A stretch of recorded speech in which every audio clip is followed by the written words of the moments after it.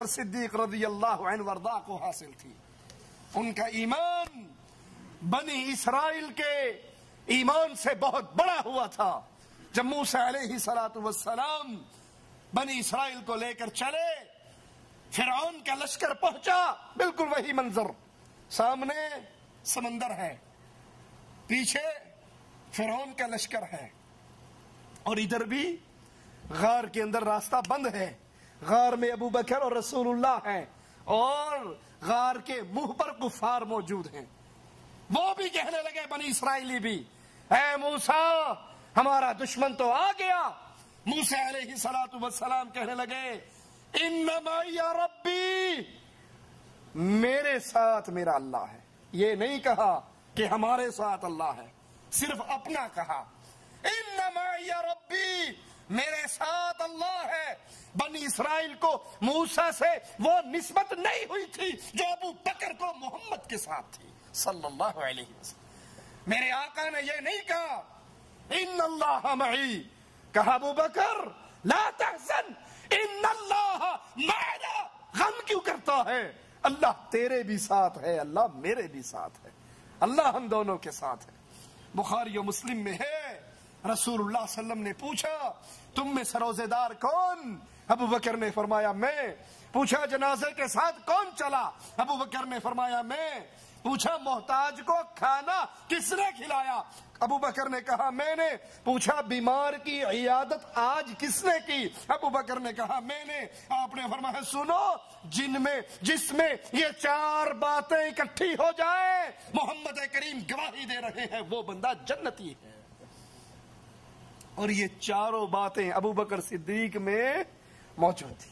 بخاری و مسلم میں ہے، رسول اللہ صلی اللہ علیہ وسلم نے فرمایا حقوق صحبت کی ادائیگی اور مال خرچ کرنے میں تمام لوگوں سے بڑھ کر محمد پر احسان صرف ابو بکر نے کیا ہے رضی اللہ عنہ وارضاہ. اور سنو، میں ابو بکر سے اتنا راضی ہوں، اگر میں نے اللہ کے علاوہ کسی اور کو خلیل پکڑنا ہوتا، ابو بکر کو میں خلیل پکڑتا. اسی لیے جب کسی نے پوچھا تھا آقا سب سے زیادہ محبت کس سے ہے؟ کہا عائشہ سے ہے رضی اللہ تعالی عنہا. پوچھا آقا مردوں میں کس سے ہے؟ کہا اس کے بابا صدیق اکبر سے ہے. کہا اگر اللہ کے علاوہ میں نے کسی اور کو خلیل پکڑنا ہوتا تو پھر میں ابو بکر کو اپنا خلیل پکڑتا. صحیح بخاری میں ہے، حدیث پہ ذرا غور کرنا، اور غور کر کے سن کے سمجھ کے آگے بھی سنانا. ایک بڑھیا آئی، ایک عورت آئی، اللہ کے نبی صلی اللہ علیہ وسلم سے کسی مسئلے میں گفتگو کرنے لگی. آپ نے کہا بی بی اگلے سال آنا. کب آنا؟ اگلے سال آنا. اس نے کہا اللہ کے نبی اگر میں اگلے سال آئی اور آپ فوت ہو گئے، اگر میں آئی اور آپ، گستاخ ہے وہ جو یہ کہے نبی مر گئے، واجب القتل ہے، گستاخ رسول ہے وہ جو نبی کی موت کا عقیدہ رکھے. سنے مولویوں کے فتوے یا نہیں سنے؟ اور یہ صحابیہ ہے، یہ بھی بابن تھی، یہ کہہ رہی نبی میں آؤں اور آپ مر چکے ہوئے، میں آپ کو نہ پاؤں، میں آؤں اور آپ فوت ہو چکے ہو، پھر میں کیا کروں؟ کہنا چاہیے تھا پھر میری قبر پہ آ جانا، میری قبر پہ چلا کاٹ لینا، میری قبر پہ کھڑی ہو کر جیسے ہمارے ہاں پیر صاحب تعلیم دیتے ہیں، مولوی زکریا صاحب لکھتے ہیں فضائل میں، فضائل اعمال میں، مرید اور پیر دونوں بیٹھے ہوئے، پیر صاحب کے مرنے کا وقت آ گیا، اس نے مرید سے کہا بھی چنگا پھر میں تے چلا. مرید اس کا سرہانہ پکڑ کے رونے لگ گیا، بابا جی ابھی تو کوئی خاص فیض بھی نہیں اٹھایا، ابھی تو علی باتاں پڑھنی شروع کی، تھی ٹر چل رہے ہو، سیڑا کی بنے گا. کہا فکر نہ کر، پریشان کیوں ہوتا ہے، میری قبر پہ آنا، جو فیض میری زندگی میں پایا کرتا تھا میری قبر سے تجھے وہی فیض ملے گا. مرید بھی کہتا ہے کہ پھر میں نے پیر صاحب کی قبر پہ چلا کاٹا، جو ان کی زندگی میں فیض پایا کرتا تھا وہی قبر سے فیض ملتا رہا. اس حدیث میں کتنے عقیدوں کا رد ہے. پہلی بات، وہ مواحدہ عورت کہہ رہی ہے میں آؤں آپ کو نہ پاؤں، آپ اگر مر گئے فوت ہو گئے۔ نبی کے بارے میں موت کا عقیدہ رکھنا گستاخی، وگرنہ نبی کی صحابیہ کیسے گستاخی کرتی۔ دوسری بات، نبی نے اس عورت کو قبر پرستی کی تعلیم نہیں دی، اپنی قبر پہ آنے کی تعلیم نہیں دی، دربار پرستی کی تعلیم نہیں دی، بلکہ جب اس نے کہا اے نبی اگر میں آؤں اور آپ نہ ملے تو میں کیا کروں، کہا اگر میرے بعد آئے تو پھر ابو بکر کے پاس آنا۔ تیسرا مسئلہ بھی ثابت ہو گیا، نبی کے بعد نبی کے مسلح پہ کون، نبی کے مقام چھوڑے ہوئے اس مقام پہ نبی کا خلیفہ کون بنے گا۔ آپ کو کہنا چاہیے تھا بی بی میں نہ ہوں، تو آئے تو پھر تو مولا علی کے پاس آ جانا۔ وہ مولوی صاحب بیان کرتے ہوئے کہتے ہیں نا، جب اللہ کے نبی معراج پہ پہنچے تو عرش پہ بھی ایک پردہ پڑا ہوا تھا، پوچھا یہ پردہ کیسا ہے، اللہ یہ پردہ کیسا ہے، اللہ نے پردہ ہٹا دیا، پیچھے مولا علی بیٹھے ہوئے تھے، نعرہ حیدری، کہا اسی علی کی شان بتانے کے لیے تجھے یہاں بلایا ہے۔ ایک ذاکر کہتا ہے ہم نے سارے انبیاء کی سیرت کو دیکھا، ہمیں مولا علی جیسا نبیوں میں بھی کوئی نہیں ملا، لا حول ولا قوت الا باللہ، انا للہ و انا الیہ راجعون۔ ایک ذاکر کہتا ہے کہ جب اللہ کے نبی خیبر کی جنگ کے لیے گئے، کفار کو چھیڑ بیٹھے، فتح ہو نہیں رہی تھی، مرحب نے فاحشہ عورتوں سے کہا نبی کی توہین میں شعر پڑھو، انہوں نے شعر پڑھے، نبی نے مصلی بچھایا اور اللہ سے کہا میں نہ کہتا تھا اس کو لے کر چلوں، لا حول ولا قوت الا باللہ، اور تو نے کہا تھا مدینے میں چھوڑ کر جا، ابو علی کو چھوڑ آیا ہوں، کافروں کو چھیڑ بیٹھا ہوں، فتح ہو نہیں رہی، کہا پھر جیسے قرآن کی آیت آتی ہے اس طرح آسمان سے علی زمین پر آئے۔ یہاں عورت پوچھ رہی ہے آقا میں آؤں آپ نہ ملے کس کے پاس جاؤں، آپ نے کہا بی بی اگر تو آئے اور میں نہ ہو تو ابو بکر کے پاس آنا۔ ثابت ہوا اس حدیث سے بھی کہ ابو بکر رسول کریم صلی اللہ علیہ وسلم کے بعد خلیفۃ رسول بننے والے۔ صحیح بخاری میں اللہ کے نبی نے فرمایا ابو بکر تم غار میں میرے ساتھی، تم حوض کوثر پر بھی میرے ساتھی، غار میں میرے رفیق، حوض پر بھی میرے رفیق۔ اور ترمذی میں ہے حضرت عائشہ فرماتی ہیں ابو بکر رسول کریم صلی اللہ علیہ وسلم کی خدمت میں حاضر ہوئے تو اللہ کے نبی نے فرمایا انت عتیق من النار، اے ابو بکر تو وہ ہے جس کو اللہ نے دوزخ سے آزاد کر دیا ہے۔ اس دن کے بعد ابو بکر کا نام عتیق پڑ گیا۔ پھر فرمایا ابو بکر امت محمدیہ میں تم وہ شخص ہو جو سب سے پہلے اللہ کی جنت میں داخل ہو گئے۔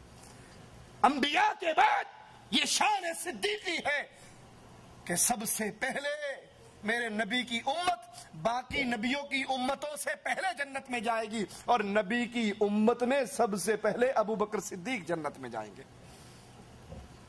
فاروق اعظم فرماتے ہیں ابو بکر ہم سب کے سردار، ہم سب سے بہتر، رسول اللہ کو ہم سب سے زیادہ پیارے، اور حضرت علی فرماتے ہیں ہم نیکی میں ابو بکر سے کبھی نہیں بڑھے۔ ربیع بن یونس کا قول ہے ابو بکر کی مثال سابقہ کتابوں میں بارش سے دی گئی، جہاں بارش پڑتی نفع بخش ہوتی۔ انبیاء سابقین کے اصحاب میں سے مجھے کوئی بھی ایسا نظر نہیں آیا جو ابو بکر کے برابر ہو۔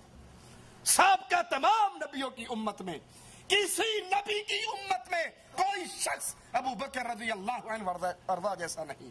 حضرت عمر فرماتے ہیں اگر اہل زمین کے ایمان کو تولا جائے، ایک پلے میں زمین والوں کے ایمان کو رکھا جائے انبیاء کے بعد، اور ایک پلڑے میں اکیلے ابو بکر کے ایمان کو رکھا جائے تو ابو بکر کے ایمان والا پلڑا بھاری رہے گا۔